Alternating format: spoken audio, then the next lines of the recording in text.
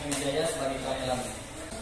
Baik, selanjutnya untuk pemaparan materi kami serahkan kepada jurubicara kami yaitu Pak Tur.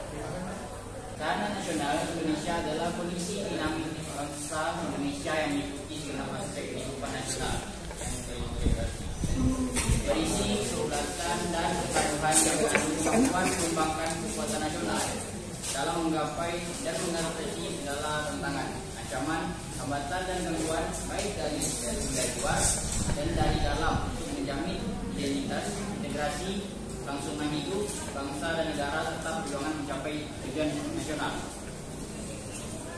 Konsep ketahanan nasional adalah konsepsi pengembangan kekuatan nasional melalui pengaturan dan penyelenggaraan kesejahteraan dan keamanan yang seimbang, terasi dan selaras dalam seluruh aspek kehidupan secara utuh dan terpadu berlandaskan Undang-Undang Dasar 1945 dan wawasan Nusantara. Dengan kata lain, konsepsi ketahanan nasional merupakan pedoman untuk meningkatkan kekuatan dan ketangguhan bangsa yang mengandung kemampuan dan perjuangan kekuatan nasional dengan pendekatan kesejahteraan dan keamanan. Nah, di sini saya ingin menambahkan sedikit.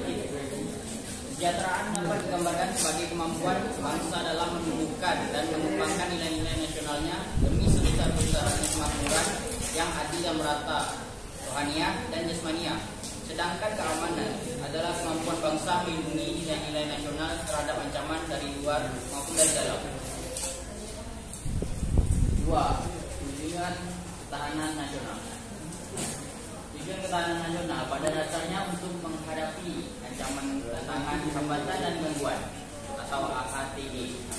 Jadi semakin kuat ketahanan nasional suatu bangsa, semakin dapat menjamin kelangsungan hidup atau survival hidup suatu bangsa dan negara. Oleh karena itu, sekarang yang dibutuhkan adalah bagaimana membangun ketahanan nasional secara bottom up approach melalui pembinaan tingkat ketahanan dari mulai ketahanan nasional, ketahanan daerah, ketahanan lingkungan, ketahanan keluarga, dan ketahanan pribadi.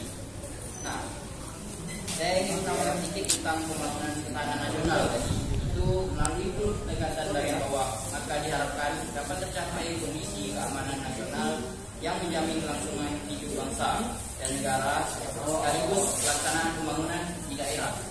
Ketahanan nasional Indonesia adalah kondisi dinamis bangsa Indonesia yang diikuti 6 aspek kehidupan nasional dan berintegritas.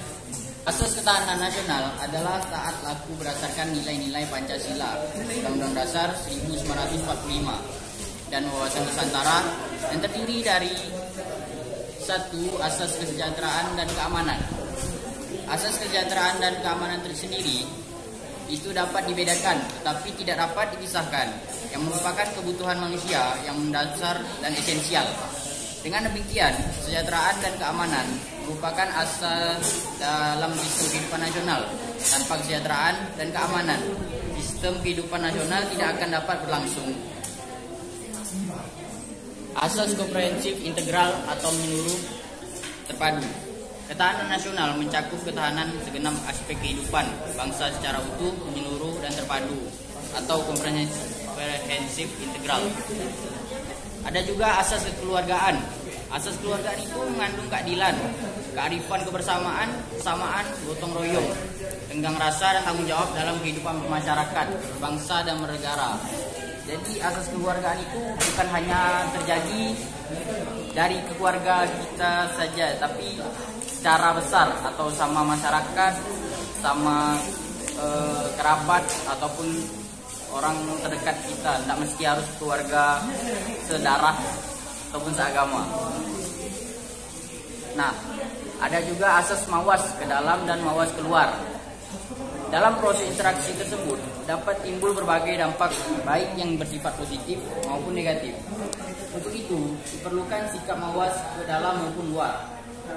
Nah, untuk mawas ke dalam itu bertujuan menumbuhkan hakikat, sifat dan kondisi kehidupan nasional itu sendiri berdasarkan nilai-nilai kemandirian yang proporsional untuk meningkatkan kualitas derajat kemandirian bangsa yang kuat dan tangguh. Sedangkan mawas keluar itu bertujuan untuk dapat mengantisipasi dan berperan serta mengatasi dampak lingkungan strategis luar negeri dan menerima kenyataan adanya interaksi dan ketergantungan dengan dunia internasional. Itu dari asas mawas ke dalam dan maupun mawas keluar. Nah, kita lanjut yang keempat, itu tentang sifat ketahanan nasional. 1. Manunggal, yaitu sifat integratif yang diartikan terwujudnya kesatuan dan perpaduan yang seimbang, serasi, dan selaras dengan tujuan aspek kehidupan berbangsa dan bernegara. Yang kedua, mawas ke dalam, yaitu ketahanan nasional yang diarahkan pada diri bangsa dan negara itu sendiri. Ketiga, kewibawaan, yaitu ketahanan nasional sebagai hasil pandangan yang bersifat meninggal dapat mewujudkan kewibawaan nasional.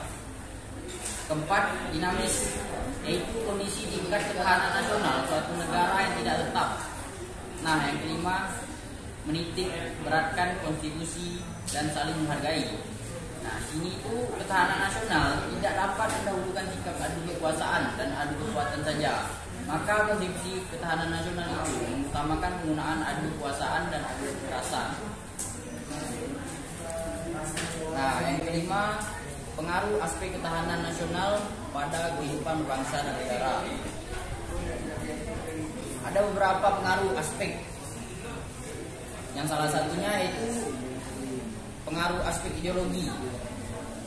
Pengaruh aspek ideologi itu sendiri adalah suatu sistem nilai yang merupakan kebulatan ajaran yang memberikan motivasi. Dalam ideologi juga terkandung konsep dasar tentang kehidupan yang dicita-citakan oleh suatu bangsa.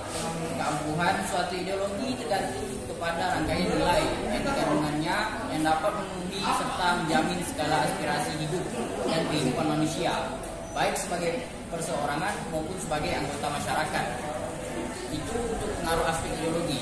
Nah, yang kedua, ada pengaruh aspek politik. Pemahaman politik mengandung makna kekuasaan atau pemerintahan berlaku di Indonesia dengan tidak memisahkan antara politik dan polisi, sehingga kita menganut satu paham yaitu politik. Hubungan tersebut tercermin dalam fungsi pemerintahan negara sebagai penentu kebijaksanaan serta aspirasi dan tuntutan masyarakat sebagai tujuan yang ingin diwujudkan, sehingga kebijaksanaan pemerintah negara itu haruslah serasi dan selaras dengan keinginan dan aspirasi masyarakat. Nah, sekarang yang ketiga yaitu pengaruh aspek ekonomi. Pengaruh aspek ekonomi, wujud dari pengaruh ekonomi tercermin dalam kondisi kehidupan perekonomian bangsa yang mengandung kemampuan memelihara stabilitas ekonomi yang sehat dan dinamis, serta kemampuan menciptakan kemandirian ekonomi nasional dengan daya saing tinggi dan mewujudkan kemakmuran rakyat yang adil dan merata. Nah, yang keempat, pengaruh pada aspek sosial budaya. Pengaruh pada aspek sosial budaya itu wujud dari pengaruh sosial budaya nasional tercermin dalam kehidupan sosial budaya bangsa yang dijawai kepribadian nasional berdasarkan Pancasila yang mengandung kemampuan membentuk dan mengembangkan kehidupan sosial budaya manusia dan masyarakat Indonesia. Yang kelima, pengaruh pada aspek pertahanan dan keamanan. Wujud ketahanan, pertahanan, dan keamanan tercermin dalam kondisi daya tangkal bangsa yang dilandasi kesadaran bela negara seluruh rakyat yang mengandung kemampuan memelihara stabilitas, pertahanan, dan keamanan yang dinamis, mengamankan pembangunan dan hasil-hasilnya, serta kemampuan mempertahankan kedaulatan negara. Yang keenam, kedudukan dan fungsi dari ketahanan nasional. Kedudukan tersendiri itu ketahanan nasional merupakan suatu ajaran yang diyakini kebenarannya oleh seluruh bangsa Indonesia, serta merupakan cara terbaik yang perlu diimplementasikan secara berlanjut dalam rangka membina kondisi kehidupan nasional yang ingin diwujudkan.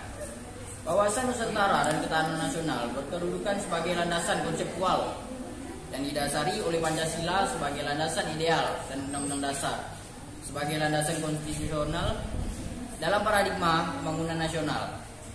Nah, adapun fungsinya yaitu ketahanan nasional dalam fungsinya sebagai doktrin dasar nasional perlu dipahami untuk menjamin tetap terjadinya pola pikir, pola sikap, pola tindak, dan pola kerja dalam menyatukan langkah bangsa yang bersifat interregional atau wilayah, intersektoral maupun multidisiplin konsep doktriner ini perlu supaya tidak ada cara berpikir yang berkotak-kotak atau sektoral.